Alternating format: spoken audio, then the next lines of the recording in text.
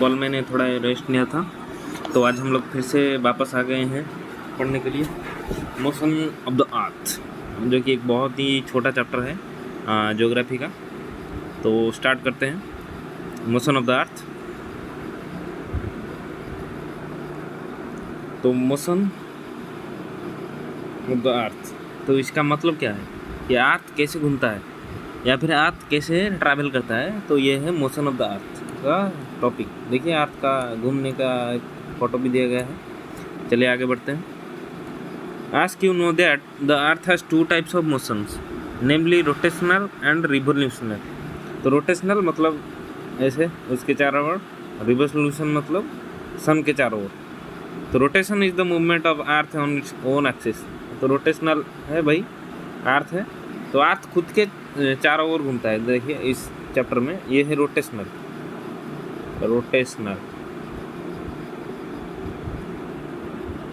और रिवोल्यूशनर कब होगा? जब अर्थ सन के चारों ओर घूमेगा। ये सन है तो अर्थ ये जो ट्रैवल करता है, दिस इज रिवोल्यूशनर। देखिए the movement of earth around the sun in the fix path of the orbit is called revolutionary motion. तो रिवोल्यूशनर मोशन है वो। हाँ, तो फिर आगे बढ़ते हैं। The axis of the earth which is an imaginary line make an angle of 66.5 degree with its orbital plane and the plane found by the orbit known as the orbital plane. तो क्या कहा कि अर्थ का जो axis है, जो कि एक इमेजिनरी लाइन है, make an angle of 60 orbital plane. तो ये है ऑर्बिट ऐसे है, तो ऑर्बिटल प्लेन से 66.5 डिग्री एंगल में रहता है। तो क्या करता है वो रहे कि नोन एज ऑर्बिटल प्लेन। तो ऑर्बिटल प्लेन कहा जाता है उसे। फिर क्या कहा? The earth receive light from the sun due to the spherical shape of the earth. Only half of it gets light from the sun at a time। तो ये स्पेरिकल है, तो सन का जो रे है तो ऐसे गिरता है, तो कुछ ही पार्ट ही सन के पास मिल पाता है। And the portion facing the sun experience day while the other half from away from the sun experience the night। तो क्या कहा? ऐसे 66 डिग्री टिल्टेड है। देखिए तो अगर सन ऐसे मारेगा, लाइट मारक क्षमता होगी सन की, तो ये पॉइंट क्या होगा? रात होगा, और जो पॉइंट में सन है तो वो दिन होगा। तो फिर क्या कहा? The sun experience day while other have experience night and the circle that divides the day from the night on the globe is called circle of illumination. तो जो डे और नाइट को डिवाइड करता है तो उसे सर्कल ऑफ इल्यूमिनेशन कहा जाता है। याद रखिए, सर्कल ऑफ इल्यूमिनेशन। तो इल्यूमिनेशन ऑफ सर्कल इस कहा जाता है जो पार्ट डे और नाइट को डिवाइड करता है। The circle don't coincide with the axis as you see. तो कॉन्साइड नहीं करता है एक्सिस के साथ। देखिए यहाँ पे एक्सिस 22 डिग्री टिल्टेड है, 22.5 डिग्री, बट ये ऐसे रहता है। ठीक है, only half. And the earth takes about 24 hours to complete one rotation around its axis. The period of rotation is known as earth day and the daily motion of the earth. तो एक rotation में दिन और रात होता है, तो उस पार्ट उसे कहा जाता है, क्या कहा जाता है? Motion of the day. तो यहाँ पे देखिए नॉर्थ पोल में कभी भी रात नहीं होगी, क्योंकि जब जितनी बार घूमेगा वो दिन ही रहेगा। और साउथ पोल में कभी शाम नहीं होगी, मतलब दिन नहीं होगी कभी, क्योंकि सन का रे ही पहुँच नहीं पाएगा वहाँ पे, इतना ही टिल्टेड है।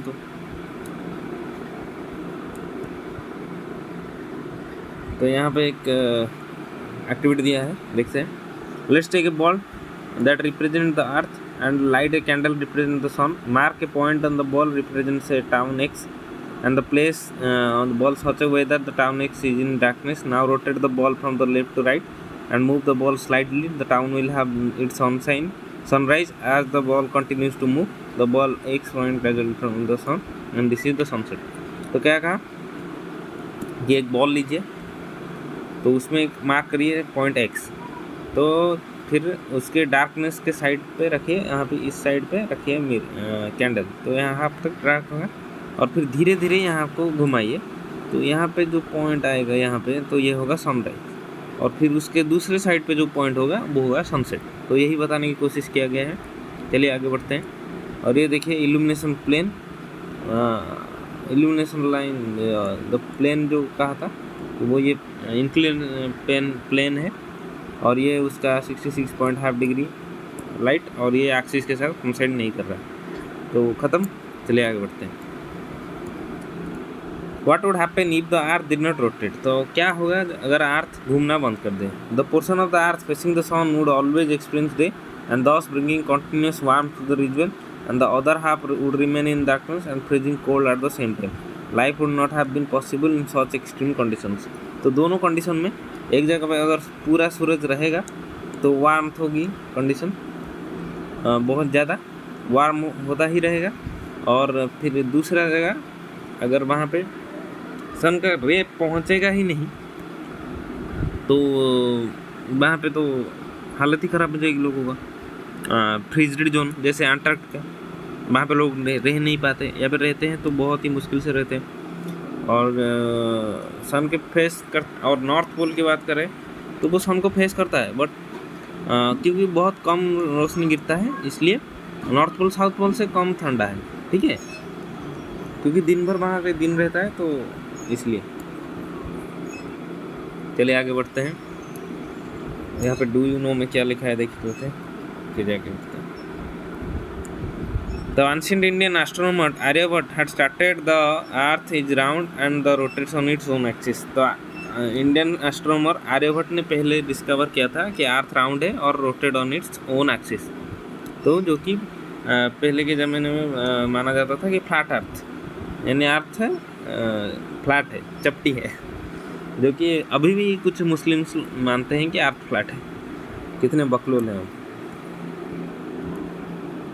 The second motion of the earth around the sun is orbit is called revolution. तो रिवोल्यूशनर मोशन कहा था सन के चारों ओर घूमना। It takes 365.5 days once a year to revolve around the sun, and we consider a year consisting of 364 days only and ignore the 6 hours for the sake of evidence।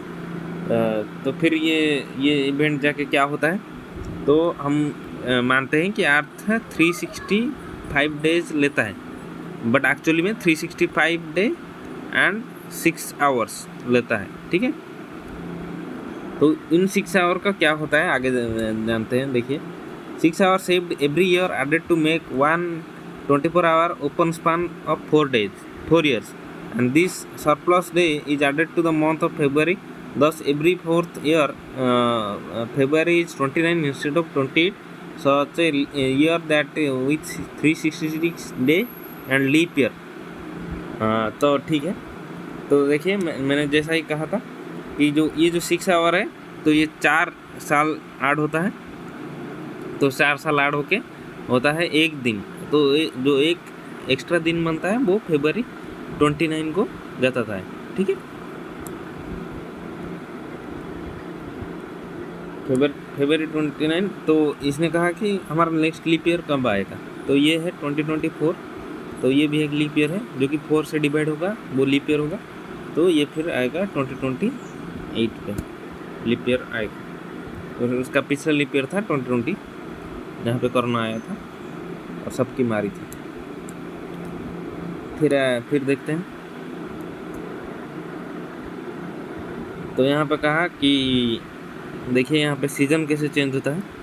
देखिए जैसे direct sunlight के वजह से देखिए season भी change होता है। यहाँ पे देखिए समर और विंटर का ये जो दूर चला जाता है, इसलिए विंटर होता है वहाँ पे, समर होता है नॉर्दर्न हेमिस्फीयर में, और फिर यहाँ पे जब आता है तो समर यहाँ पे होता है, यहाँ पे विंटर, और यहाँ पे ऑटम और स्प्रिंग, ये भी दोनों चेंज होते हैं। आगे पढ़ते हैं, जान जाएंगे।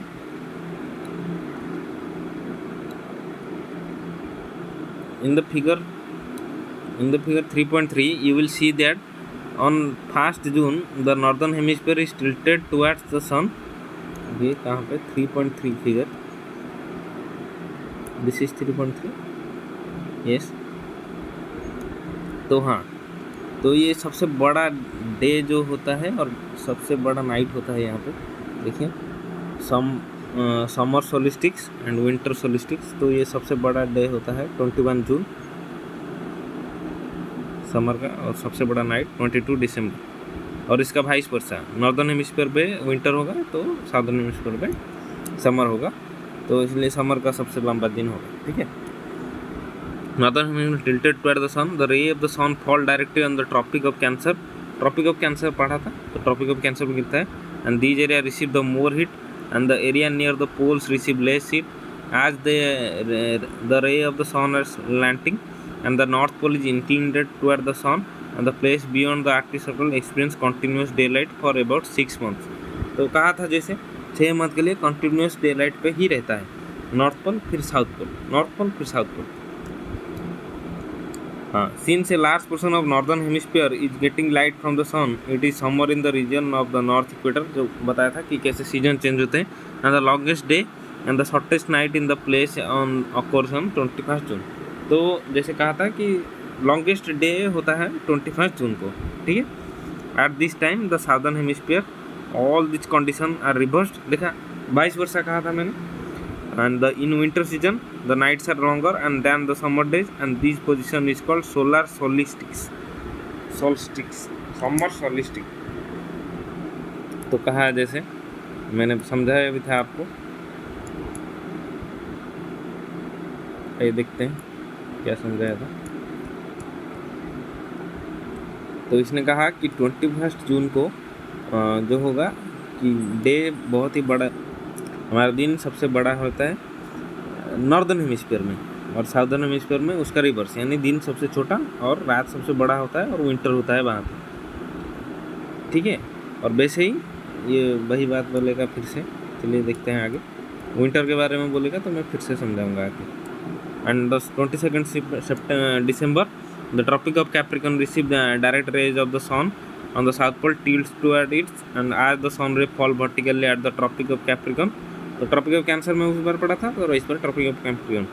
Large portion of the southern hemisphere gets light, therefore it is summer in the southern hemisphere and will be longer days and shorter nights, and the reverse happen in the northern hemisphere. This position of the winter is called winter सोलिस्टिक्स।